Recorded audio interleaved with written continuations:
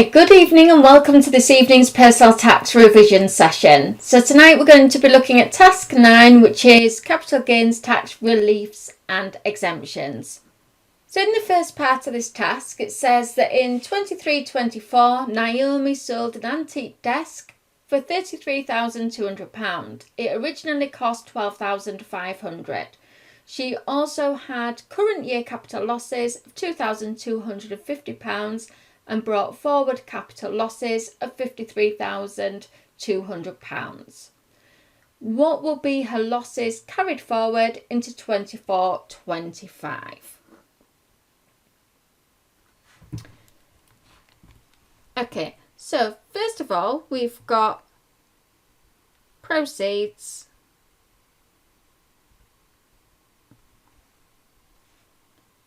of £33,200.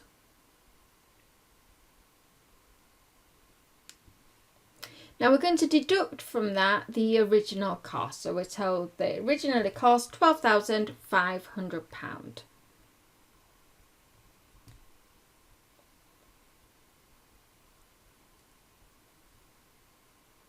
So that leaves us with £20,700. Then it says that she had current year capital losses of £2,250. Remember that a current year loss we need to use straight away.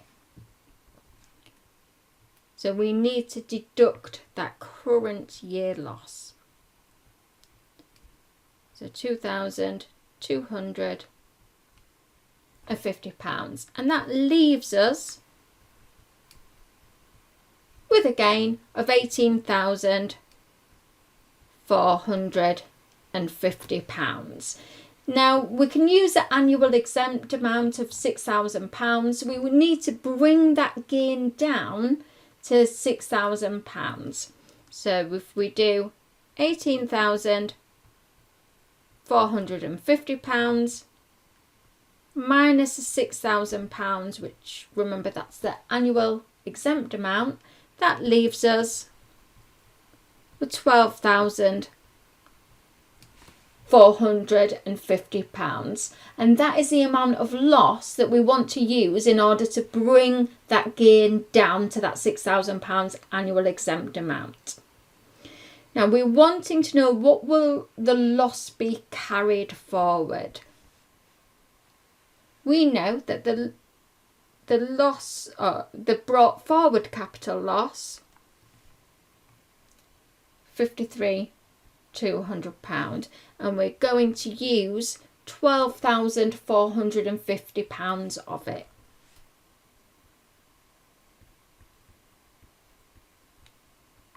So that leaves us with £40,750 left of losses to carry forward.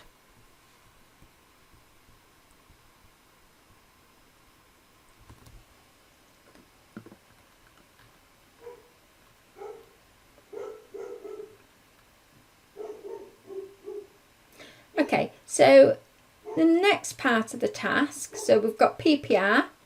So Amir bought a house for £80,000 on the 1st of January 2009 and sold it on the 31st of December 23 for £850,000. During the period of ownership, the following occurred. So we've got a number of details about what's happened in the time that he's owned that property. So part B, it says to input the correct answers in the boxes provided to complete the sentences where applicable. Round your answers to the nearest whole number. Firstly, the total period of ownership of the house is.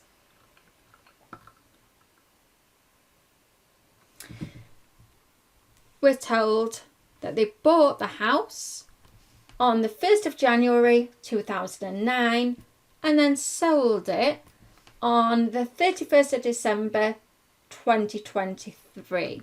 The total ownership is 15 years. So 15 years times 12, which gives us 180 months.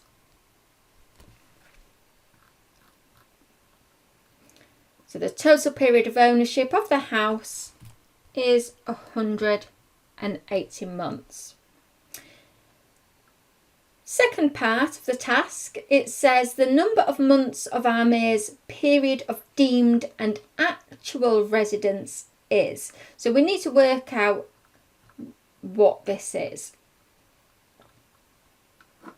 So for this, I'm going to get up a blank piece of paper for us to draw on. Ooh, I pressed wrong thing, I think.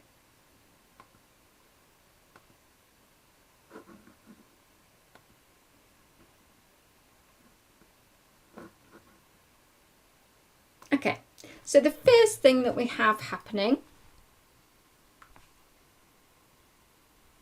so this is the 1st of January 09 to the 30th of the 6th 09.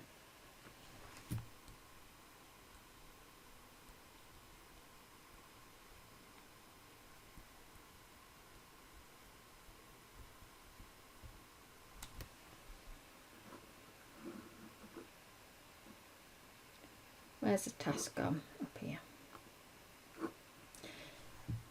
And we're told that he lived in the property.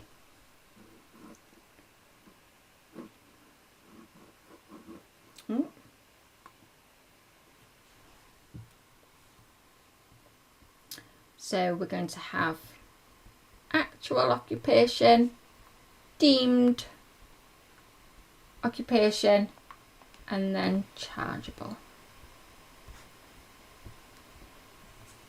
So in this time, he lived in the property. So it's actual occupation, and he lived there for 6 months.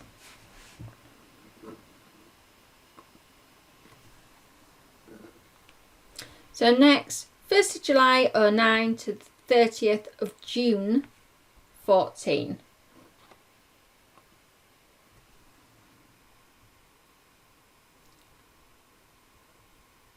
So 1st of July 09 until the 30th of June 14. So that one is he lived in it.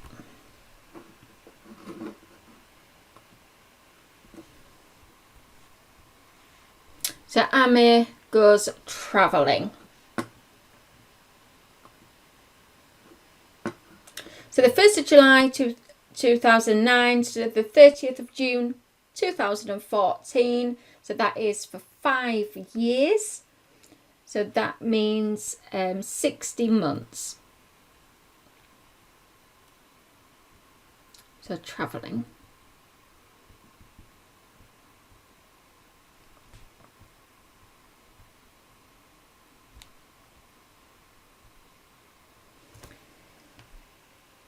So for 60 months, remember that you can go or you can have a period of absence for anything for up to 3 years, and it will be seen as deemed occupation. So 36 of those 60 months will be deemed occupation. The remaining, so 60 minus 36 gives us 24. Those remaining 24 months would be chargeable.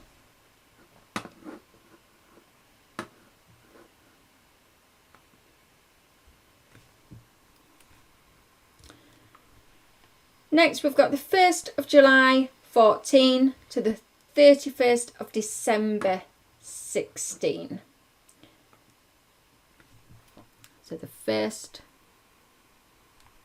of July 14 until the 31st of the 12th 16.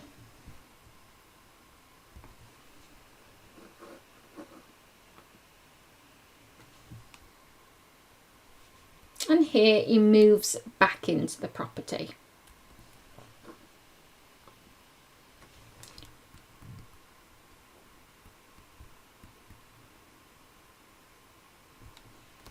and this is for 2.5 years. So actual occupation 30 months.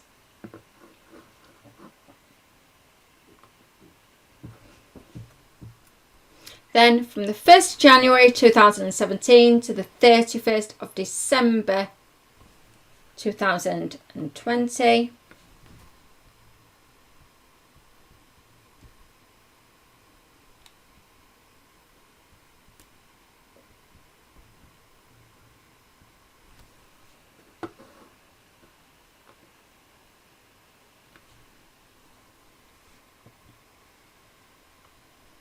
he works self-employed abroad.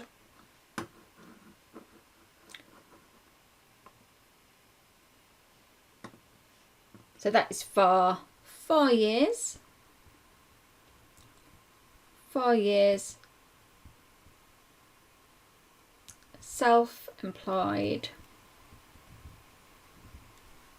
abroad.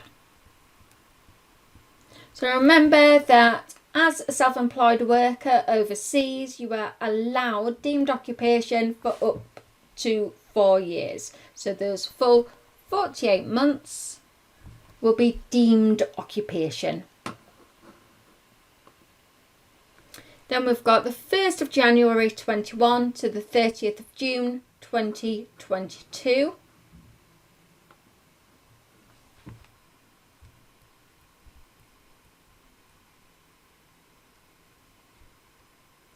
The 30th of the 6th,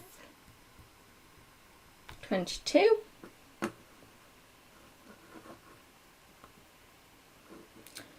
So he lives in the property. So he moves back in.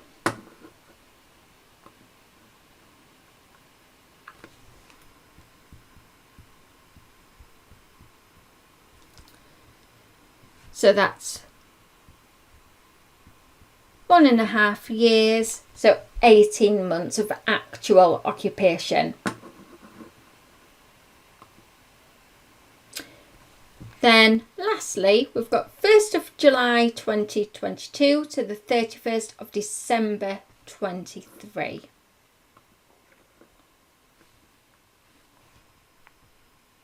So 1st of the 7th 22 to the 31st of the 12th 23, and we're told that he moves into a second home.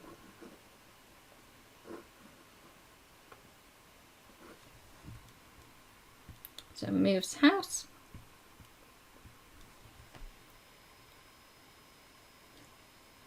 So again, that's 1.5 years, so 18 months. Now the last 9 months is always treated, or can always be treated, as deemed occupation. The remaining 9 months will, however, be chargeable. So then if we total the chargeable months, so 24 months plus 9 gives us 33 months. Then if we total up our deemed occupation, so 36 plus 48 plus 9 gives us 93.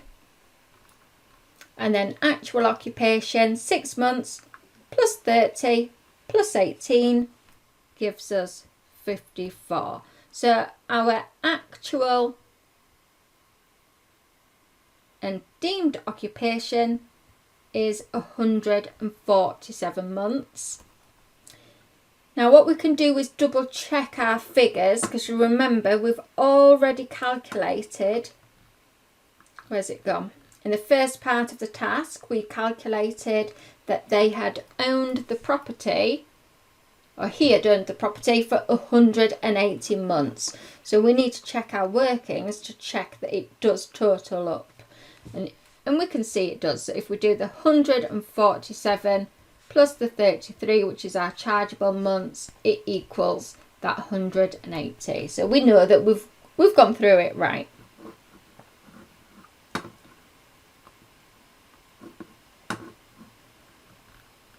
So the number of months of Amir's period of deemed and actual residence is 147 months. The chargeable gain on the sale of the house is.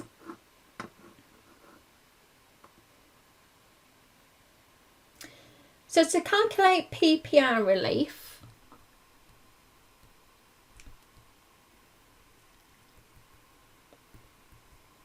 this would be based on the number of months of deemed and actual occupation.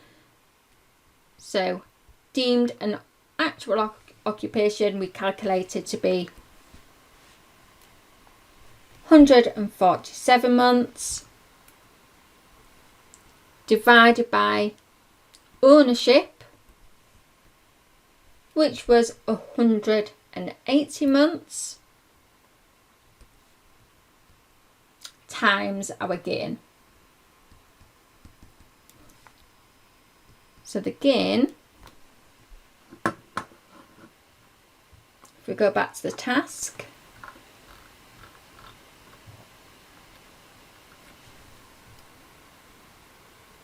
so they sold the house for 850,000 and bought it for a cost of 80,000. So the gain will be the 850,000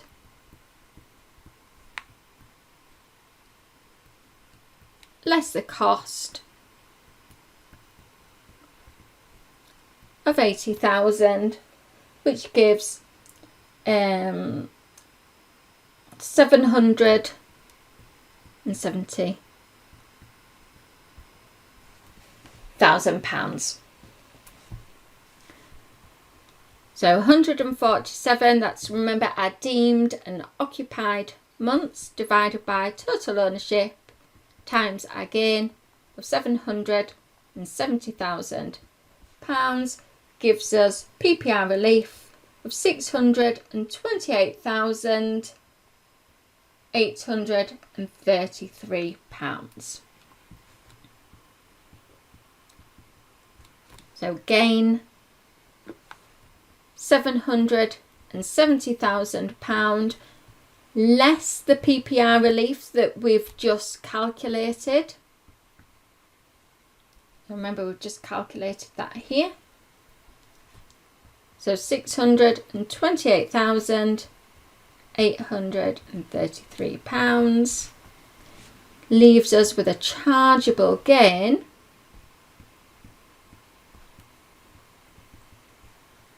of £141,167.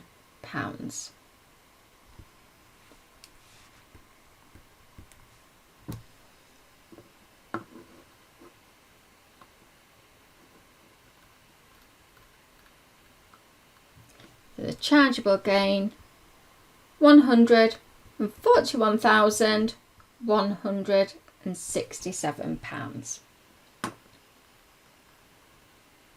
Then the last part of the task, it says Denise has chargeable gains of £40,100. Her other income after the personal allowance for 23-24 is £29,800. What is the amount of capital gains tax payable?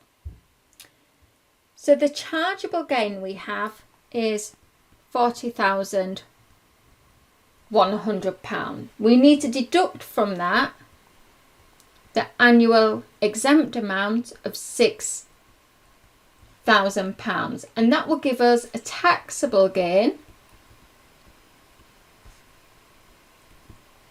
of £34,100. So just take care that chargeable gain is before the annual exempt amount has been deducted. Taxable gain is after the annual exempt amount has been deducted.